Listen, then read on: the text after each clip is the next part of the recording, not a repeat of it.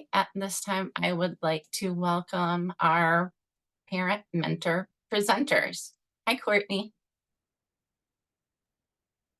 Hi, everyone. Thank you so much for joining us today and taking some time out of your day for this presentation.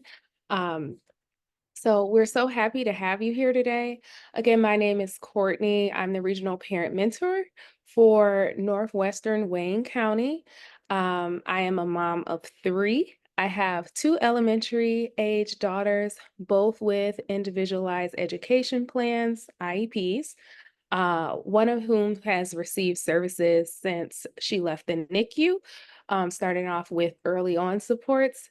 And I also have a 3-year-old son. But enough about me. I'd like to introduce you to Teryn. Could you please introduce yourself and tell us a little bit about yourself? Yeah, hey guys, I am Teryn Hetrick. I am the regional parent mentor for Southwest Michigan. So I serve Cass, Berrien County, and Van Buren. I am a mom of two and one who does have a current IEP. Thanks so much, Teryn. Hi, Emiliana. If you could as well, please introduce yourself for everyone. Absolutely. Hi, my name is Emiliana Urbina, and I am the parent mentor for the graded region Kent area. So that is Kent, Ionia, Montcalm, and Berry counties. I am new to this awesome organization, and I am also a parent to a 13-year-old son who also has had an IEP his whole education career. And I'm happy that you're with us today. Perfect. Thank you both so much. Now we can, after introducing ourselves, we can go ahead and move forward to review what brings us here today. Preparing for back to school with an IEP. So I'm going to go ahead and turn things back over to Emiliana to go over today's agenda. Great. Thanks, Courtney. So maybe you're new to the IEP world. Maybe your experience with IEPs will fall right in the middle. Some of these ideas may be new for you, and some of them may have done already, or that you could use this as webinar as a complete refresher. So at the end of the presentation, we will have some direct links to the topics discussed and also handouts as the presentation concludes. As we continue with our presentation, we will go over each topic in length with useful tips and examples to help prepare for an amazing school year.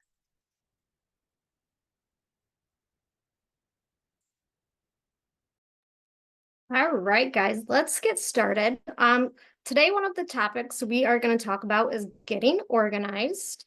So on our next slide, let's talk about getting organized. So the key to communication is for clear communication. So that's with your child's teachers, therapists, doctors, nurses. It's keeping all of your paper organized. Most parents find it very helpful to organize it before it becomes a mountain. I know for myself, I do. So this is a good time in the summer when it's slower to review at the beginning of before the beginning of each year. And one way you can do that is maybe if you've done it. If not, I hope this is helpful, is to start an IEP binder. So organizing your child's binders with your for your child's individualized education plan with evaluation reports, other paperwork, to help prepare you for these IEP meetings. The binder also helps you stay up to date with your child's progress and helps partner with the school. You can learn how to make an IEP. We're going to give, it's in the handout, but you'll find the link to that. And I just want to reiterate, there is no right or wrong way to do this. So think of ways that can work for you, whether it's a 3-ring binder, whether it's a file folder and you label different sections, or whether it's just manila envelopes or file folders together. So whatever works for you. But what you're going to do is you're going to label this in 6 different sections. Okay, so the first one is going to be communication.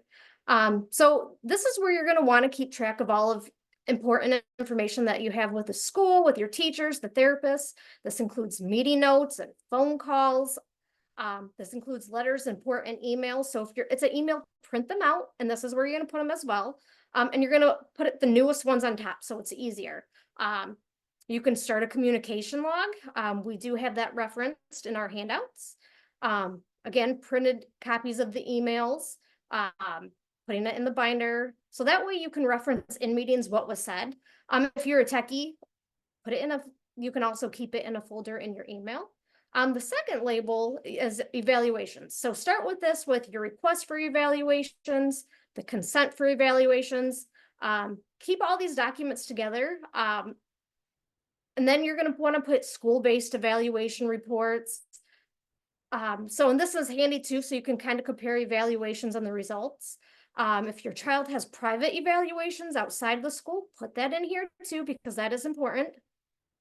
And so anytime you file a new request for evaluation and the consent form, put it in here. So all things evaluations is in section 2. Then section 3, we're going to do your IEP. So this is a good idea to put your newest IEP that in the copy of the rights the school gives you, so that you can stay organized when you head into that IEP meeting. It's important information. And it's important to have. So in the section, file your IEP with the notice of the provision of services and programs. Sometimes it's stapled to the front of the IEP. Sometimes it's in the back. Many schools attach meeting notes to the prior written notice form. And so keep those as well in the IEP folder. If you're not sure what a prior written notice is or a notice, it is a legal document of the Individuals with Disability Education Act, or IDEA. The notice is provided to the parent by a district to explain the action that the district wants to take, is refusing to take, or with a student who has a disability or suspected of having a disability. This notice provides the reason or reasons that the district is proposing or refusing an activity, and must include sources for the parents to help with assistance in understanding the law. So I just wanted to include that in there. You'll also get a copy of your procedural safeguards. So put that in this section. Then we're going to move on to section 4, which is report cards and progress reports. Under IDEA, you have to be updated on your child's progress towards meeting their IEP goals as frequently as you get progress reports in general education. So you're going to want to keep this in this section as well, because this is a good argument in the IEP meetings to see, again, if they're making progress or not. All right, and then section 5, sample work. So in this section, you're going to file homework if you're helping with homework or they're bringing things back, especially if you want to show that they're making progress, or maybe you have areas of concern. This can show your area of concern in here. File monthly if you can. Keep what you feel is important to help, with the IEP meetings and your child's growth and development. Again, put the newest on top. And then the last one is not everyone, this might not pertain to everyone, and that's okay, is behavior. So I want to state, put your child's the school code of conduct in it. Sometimes teachers have their own rules or class behavior specific plans. Put that in there so you know what's expected. If your child has a behavior intervention plan, please put that in there. Any disciplinary notices, any notes, anything that indicates that there are any disabilities, put these in there as well, because there's additional rights and protections on behavior when your child does have a disability. So this is an important thing for you to have as well. So just things to go over is, when is the last time that you went over your child's IEP? Did you just have your annual IEP meeting? I know ours is in May, or as you're in the school year. So it's a good time to go over what the accommodations and goals and modifications are, so just gives you a refresher. And then it's a good time to go over it with your students so they can understand what their accommodations and modifications are. And this also helps build self-advocacy. And the next slide. It's very important to know your teammates, okay? So as each new year begins, your child's team could change, whether that's the new teacher, some of it could be a new principal, maybe your student is off to a new school or a middle school and you have different service providers, multiple teachers, a new special ed teacher, etc. So it's important to know your child's team members. So if you don't know, do a little homework before school starts and figure out who's on your team this year. So things you can ask yourself are, who are the service providers? What is everyone's roles in your child's IEP? Do you have their email? Do you have a phone number? What is their preferred method of communication? Do you know when it's best to contact them? These are things you can find out. You don't have to do it all today. And unfortunately, you guys, conflict may happen. And if that time comes, when it comes, do you know who to contact? Do you know who your chain of command is? So in this next slide, you're going to see the chain of command. So if you're not sure where to start with your chain of command, this is a great flow chart of who you can start with and who you should end with. Again, conflict can happen, but remember this happens. So document your concerns in writing, okay? And remember that depending on the size of your school district or your ISD, this could be a little bit different, okay? So this is example how it runs in our county.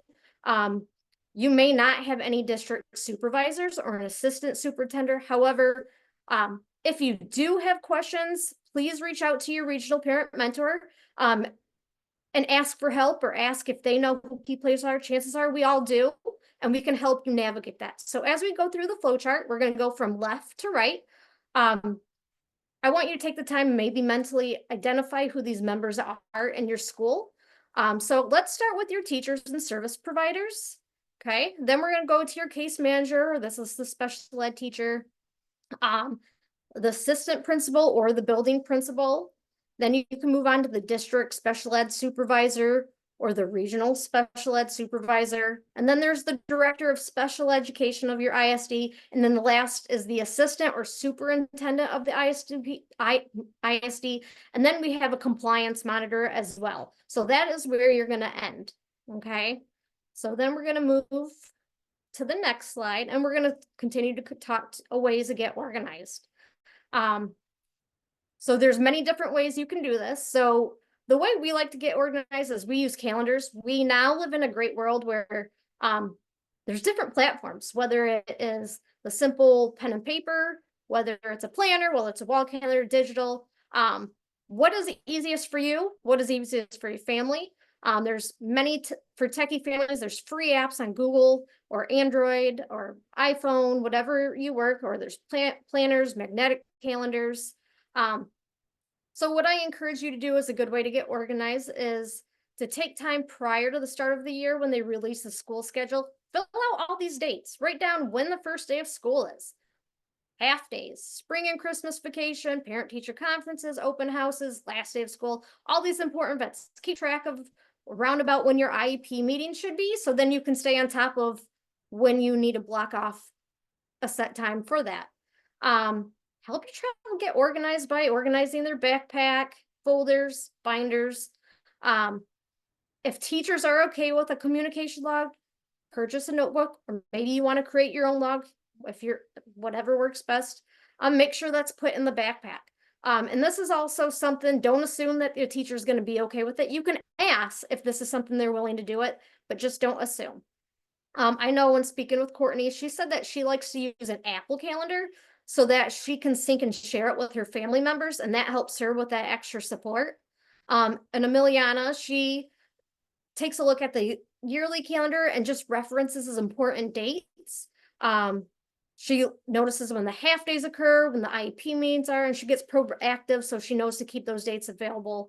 And as for her, she likes to be digital. She does not like paperwork. She does not like hard copies of anything. So all her papers are electronic hard copies. Everything's electronic for her, which is a lifesaver because then she can color code specific tasks and appointments. And for myself, what I like to do is I have a planner. It's on my work desk.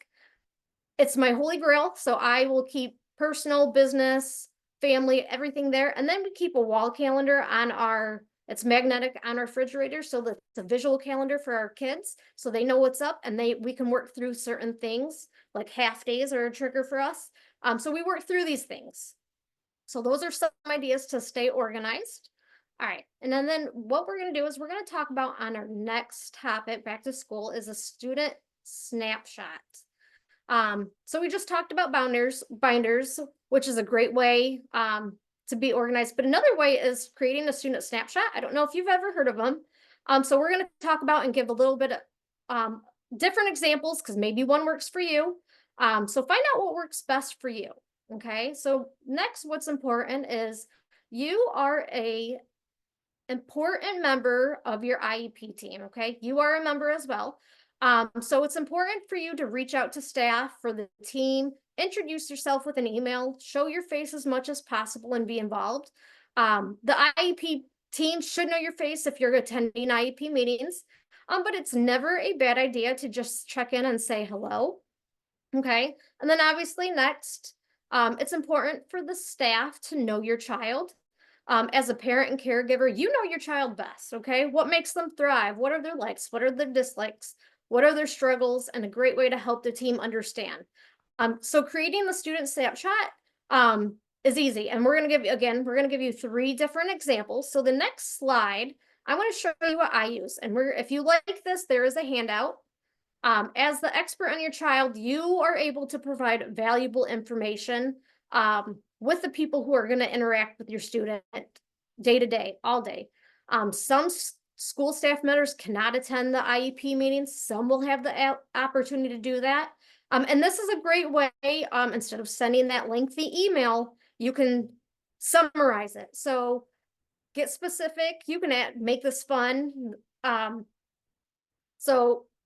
it's also important because whoever works with your kid, maybe they don't understand your child's disability, or if they're trying to have a conversation and they don't reciprocate a conversation, they might deem that as a bad behavior. So this will give them a better understanding, and you can pass it out at the IEP meetings, open house, whatever you do. So that way they understand your child. You can update it as often as you want, and what you feel is important for a better understanding. So this is the copy. You can do strengths, weakness. Again, there is a handout that is provided. So that is one sample. And then Courtney is going to talk about what she uses for her student snapshot. So this is a snapshot that I've used for my daughter as a way to introduce my child to her new teacher, because new teachers, they're not familiar with your child, right? You took all year getting to know your teacher and you've got comfortable throughout the year, but it changes from year to year. So this is a great way to kind of make that first introduction for your child. And this is also a great time to try to involve your child in helping build their snapshot. So our children, they change so much and so fast from year to year, and really from, month to month, week to week. Our children are constantly changing. So this is a great time to kind of involve them and have a conversation with them, because what you thought they maybe once liked, it's changed. So it's a perfect time to spark that conversation with your child and try to find out what their new favorite thing is, what movie they like, their interests.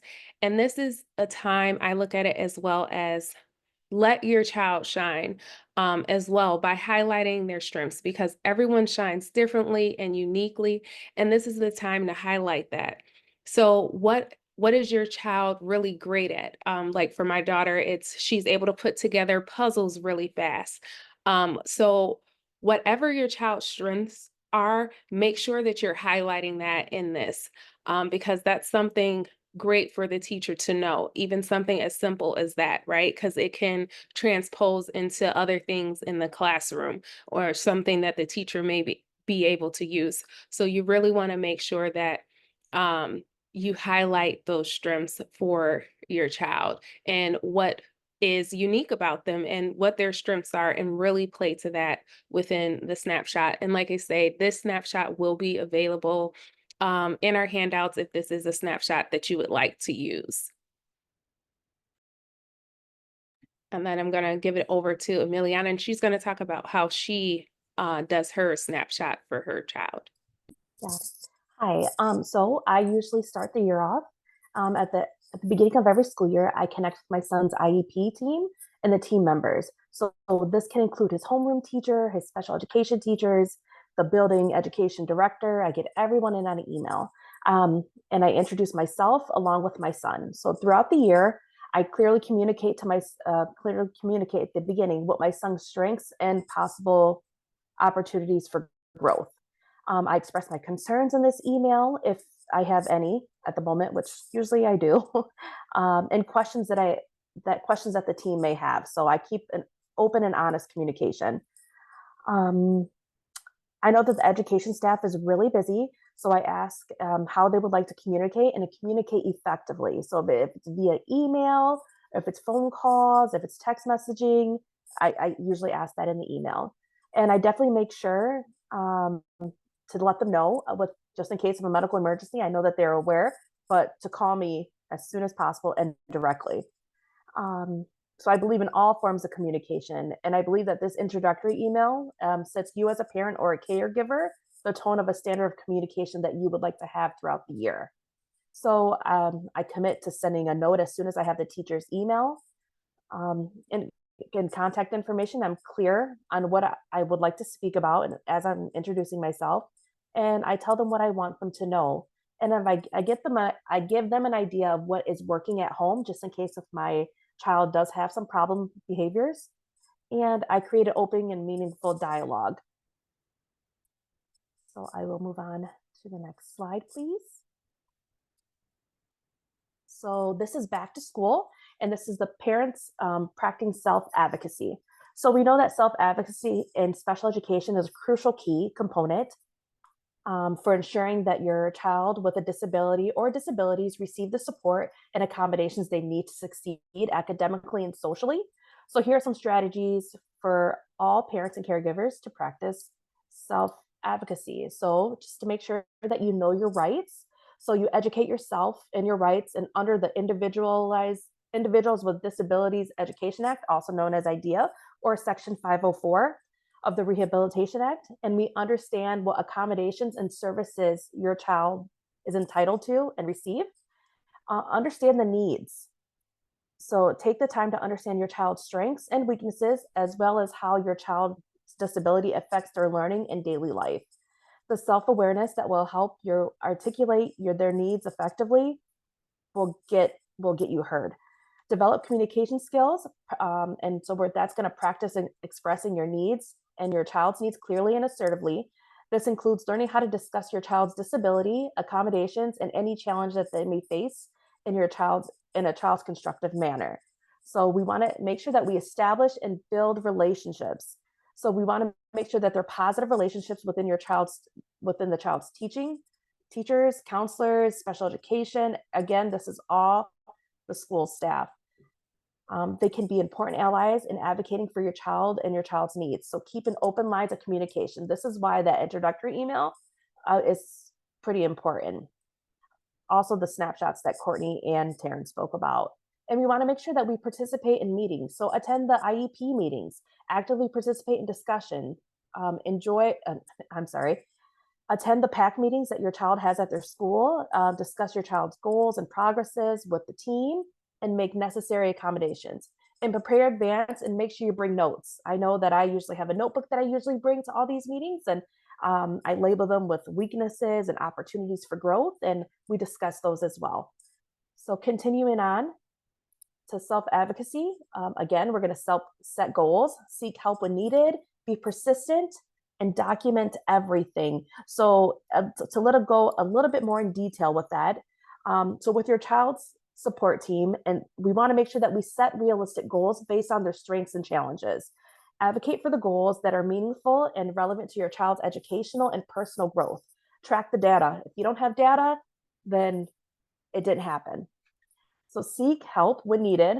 I know that this may be hard for some parents and some caregivers, but it's definitely needed. So don't hesitate to ask for help when needed, whether you understand the rights or navigating the system or requesting accommodations. Reach out to a trusted individual or advocacy organizations just like us, Michigan Alliance for Families. Definitely connect. If you have any questions, definitely connect with your regional parent mentor in your area. So be persistent. Advocacy can take some time and involves facing obstacles and some pushback at times. So pursuing the supports, make sure you keep pursuing the supports that your child may need. And again, lastly, we want to make sure that we document everything. Keep records of communications, meetings, evaluations, and any documentation related to your child's special education services. This can definitely be helpful If there are any disputes or changes in educational plans, remember why being organized is so important. So for my parents and caregivers here who have done some of these or none of these at all, please remember that self-advocacy is a skill that develops with practice and experience, but it's never too late to start. So start advocating for your child early and continue to refine your skills as you progress through your child's education, and you will become your child's biggest advocate. Remember, you know your child the best. So as we proceed on, we know that children may be anxious when starting school. So I like to reference this picture. I think this is a great picture. So anxiety in children starting the school year can develop in various ways, and it's important for us parents and caregivers, and especially the educators, to recognize these signs to provide appropriate support for our children. So here are some common indicators of anxiety in children as they approach the beginning of the school year, of a new school year. And we know that anxiety looks completely different as we're referencing the picture. So please remember to create a supportive environment for your child who may experience anxiety about starting the school year. Encouraging open communication. We want to make sure that we validate their feelings and provide reassurance and help alleviate some of their worries. So in severe cases it may involve a school counselor or a mental health professional, may be beneficial to address any underlying causes and coping strategies. I know from my personal experience, my son does struggle with anxiety and he really enjoys deep pressure. So when he's anxious, I reached out to his occupational therapist and she recommended finger caterpillars to try to alleviate some of the anxiety that he may be feeling throughout the day. So as we are going on to our next slide, so some ways to reduce anxiety. We know that going back to school can be a stressful time, even for adults as well. There may be big changes like switching to a new school or moving schools or just moving to the other side of the building. We want to make sure that we are trying to reduce as much anxiety for everyone. So if your child is anxious or worried leading up to the start of school, this can also help for tips of transition. Just maybe letting the child prepare their own snack, just asking the child, what do you like about school? Keeping a clear line of communication. Also, is there any particular thing that they are liking or disliking about school? And just let them know that you're here and that you're there to listen. And create and practice morning routines. I know that I usually try to practice a morning routine with my son about a week and a half before, because it's definitely needed. Definitely getting back to school. And also just while attending back to school and transitioning, just maybe taking a walk around the school grounds beforehand and just letting them know that this would be a place that they will be attending. And the first day of school shouldn't be as much as an anxious for your child. So I'm going to leave it back to Courtney. Yes, so we are going to talk about routines. This is something that most of our kids, they need to flourish. And not only does it help your child, but it helps you as well as the parent and as the caretaker as well, having those established routines. We talk about reducing stress for the child, but it also can help reduce stress for the parent as well if we have routines established. So I'm just going to go over a few examples of routines and kind of what that routine can look like. So first, we're going to talk about an example of a morning routine. Now, this is just a sample timeline of how the morning routine can look depending on your household, and it depends on what time school starts.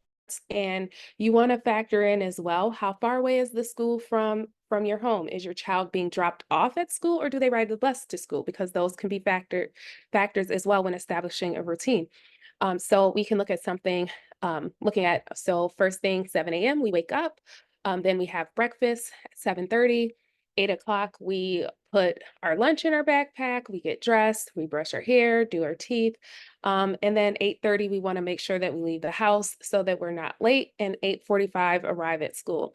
And I just want to stress as well that arriving to school on time can be a big factor as well, especially if your child is a child who suffers with anxiety. That can be something as well. If they're arriving to school late, that means that they're being the last one to walk in by themselves. That can make them feel anxious, and kind of having all eyes on them. So it's important as well that children, as well, that have anxiety are making a morning routine so that they're on time to school.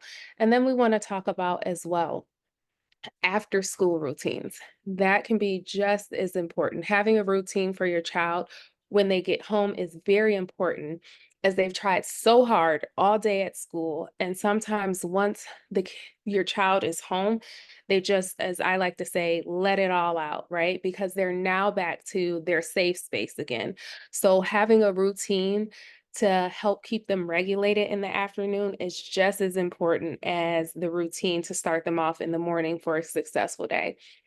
So just a sample of what that afternoon routine can look like. So if your child arrives home around 3:30, depending on, if you're picking them up or they're catching the bus, once they're home, you want to have them to grab their lunchbox, put their school items away, and then make sure that you grab them a snack around maybe 3:50, and then allocate a time for them to do homework and maybe some play as well. But you want to make sure that you have this routine kind of set in place.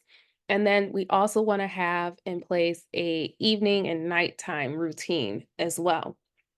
And evenings are the times to start helping your child unwind. So, establishing a nighttime routine will help so that they can have a peaceful night's sleep. We want our children to make sure that they fall asleep in a calm state, not chaos, or so that they can have an actual restful sleep.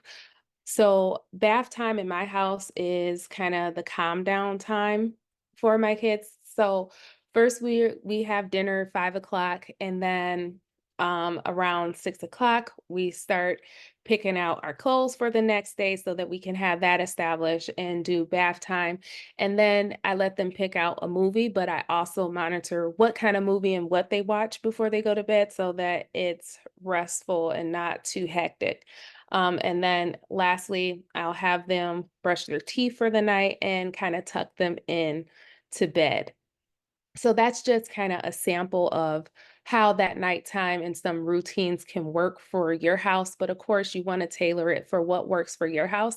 But it's just really important to make sure that you do have the routines established, because those routines will help your child regulate, as well as it will be less stressful for you as the parent as well when you have those established routines, because children thrive on routines.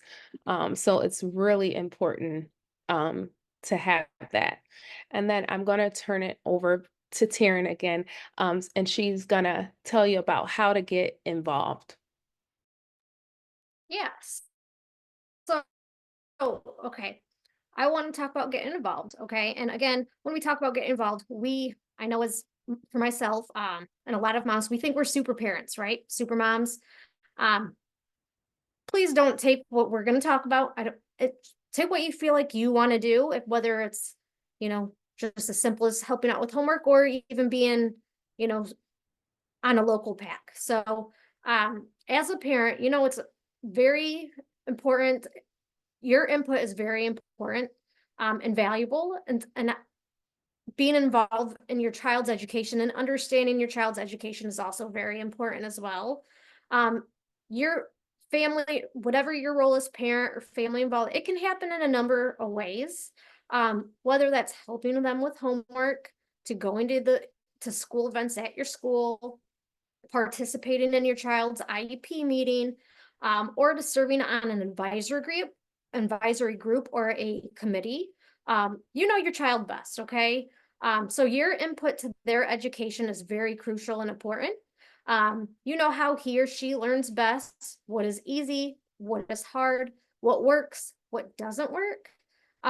So it's very important for you to attend your IEP meetings, okay? And if you are not comfortable with doing so, if you do not understand the IEP meeting, if you do not understand language, again, I'm going to reference, please contact your regional parent mentor so they can help you prepare and understand your child's education, your procedural safeguards. Again, because you are a member of your child's IEP team, your input is very crucial. Okay. So, and also, when you're involved in your child's school, it lets your child know how important they are, how important school means to you and for them. And it helps them know that they should do your best. Okay. So establishing a relationship, you can help identify needs when things come up that you may have not have thought about at an IEP meeting. Or sometimes we have little surprises that it just might pop out of nowhere. So this is a good time that when things come up, we know how to address these issues and work through them. So being involved in different settings is a good way. So IEP meetings, conferences, back to school night, go to those. I promise you it'll be worth it. Maybe volunteering in the classroom or in your child's school is more your cup of tea. Maybe it's for the parties, the holiday parties. Maybe there's a book library, field trips in the lunchroom, helping assist opening and closing things. Do you have a book fair? Anything like that? Any way to be involved. There's no wrong way to do that. Again, attend your child's parent-teacher conference. If the dates do not work out, please just don't ignore them, okay? Ask to reschedule. See if they can meet at another time. Just don't blow it off because this is a great midpoint to see what's working and what's not working. And you might need to call an IEP meeting if things aren't going really well. Also, don't be hesitant to attend events. I know it's overwhelming and scary.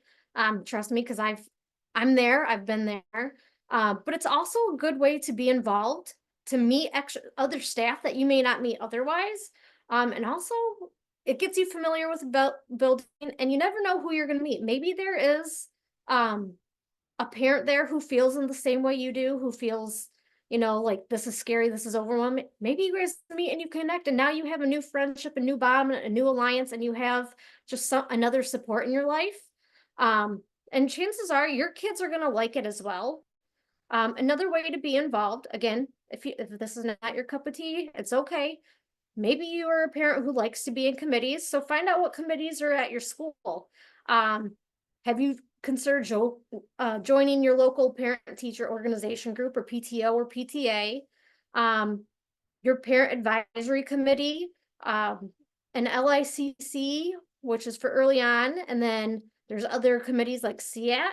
And if you're not sure what these are, if you want more information or when these meetings are, contact your regional parent mentor. We can help you out and find that as well. And also the last thing we want to go over is maybe another scary thing is showing an interest in sports or hobbies. Maybe your child wants to play soccer for the first time. We're doing that now, and it's a little scary. Or robotics. Maybe there's art. Get involved and include your child in some extracurricular activities that they may enjoy that you can participate in and help. And then if you're not sure, reach out to, your local school related arts teachers or teachers and see if there's any special programs out there to that can help. And then just another simple way again is being involved in homework. Sit with them and do homework so you see what they're working on. Maybe you see them struggle, maybe not. So that's a small way. And also, please do not hesitate to communicate and check in with your child's teacher throughout the year. I encourage you to communicate as well as with your IEP team as well. Remember, communicate in writing. Respect your teacher's time or whoever you're communicating with, but have that line of communication open. So if you're having issues, you feel comfortable addressing them and it's not new, and just establish that relationship. So those are all the good ways, easy ways that you can get involved in your child's school. Again, if you need reach out to your mentor, please do so. So next slide, please. And with that, guys, we are ready for your comments, your questions, your concerns. So you can take a second, scan over your notes, any notes you may have taken during the presentation, or if you have any questions, you can ask them to us. Remember, we are here to help, and there's no such thing as a silly question. So if you have any questions about any of the content that we presented, you can ask those now. Feel free to unmute and ask your questions. We're here.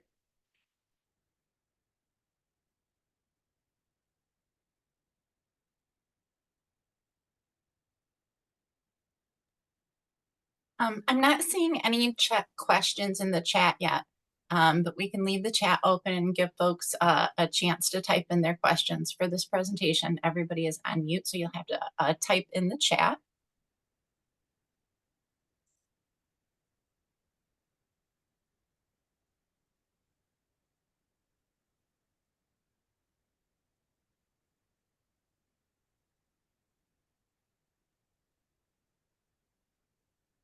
Folks are looking forward to using the student snapshot examples.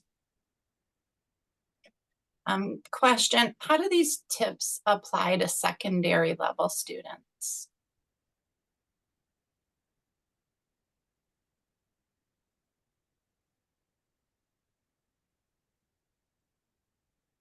So, okay, sorry. And so, yeah, so these tips,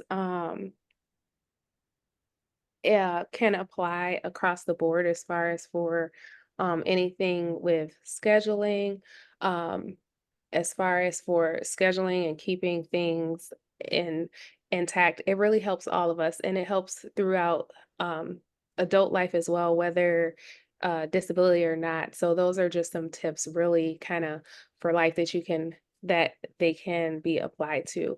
But if you have specific questions about how you can take some of these and apply to your personal situation, um, as a parent mentor, we'll be happy to talk with you and kind of talk through your personal situation and see kind of how some of this can fit in with your personal lifespan. And I did see as well, if I am a parent mentor for Oakland County. I am not a parent mentor for Oakland County. I did read that question. I am in Northwestern Wayne County, but we can pop in the chat the regional parent mentors link, and you can find your parent mentor for where your child attends school. Yeah, let me progress to the next slide just so folks can see your contact information. So since we have a moment, would you ladies like to again explain what regions of the state that you guys cover? Sure.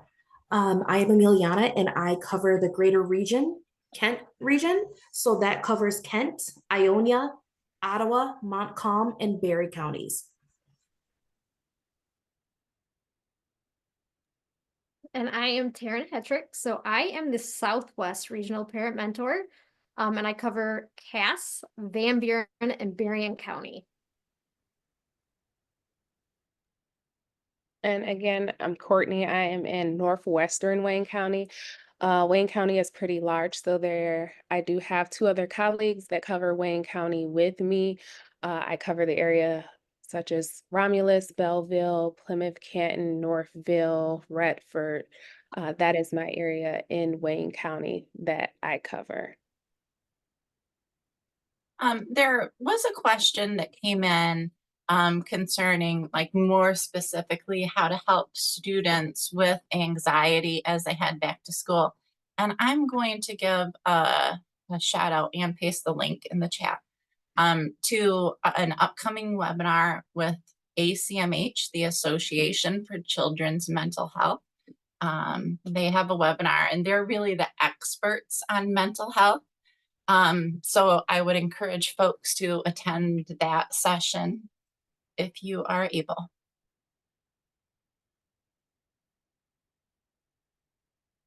We did have a comment.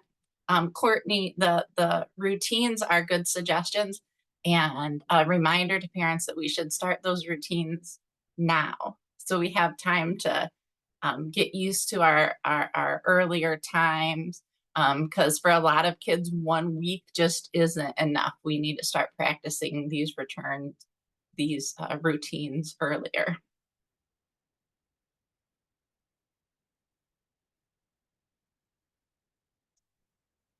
Yes, that is true. We do need to start. Now is even a good time, right, to start those back to school routines. And you can start early. You don't have to do it all at once. That's the key to starting early. You can start by um, maybe your child, they sleep in, right? So they're not waking up as early. So maybe just start with increasing the bedtime to back to adjusting it maybe by 30 minutes to an hour until you're back to that normal routine. So you can make those small adjustments and small increments if you start now to kind of getting back into that school mode.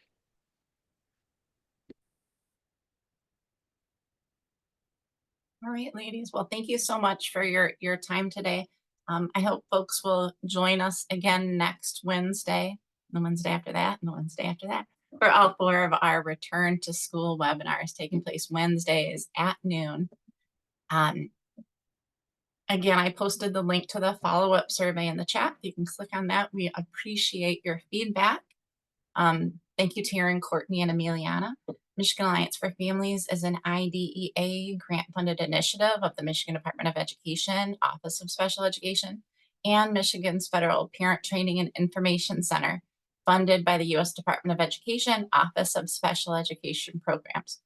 Follow-up questions can be directed to us at 1-800-552-4821 or email us at info@michiganallianceforfamilies.org.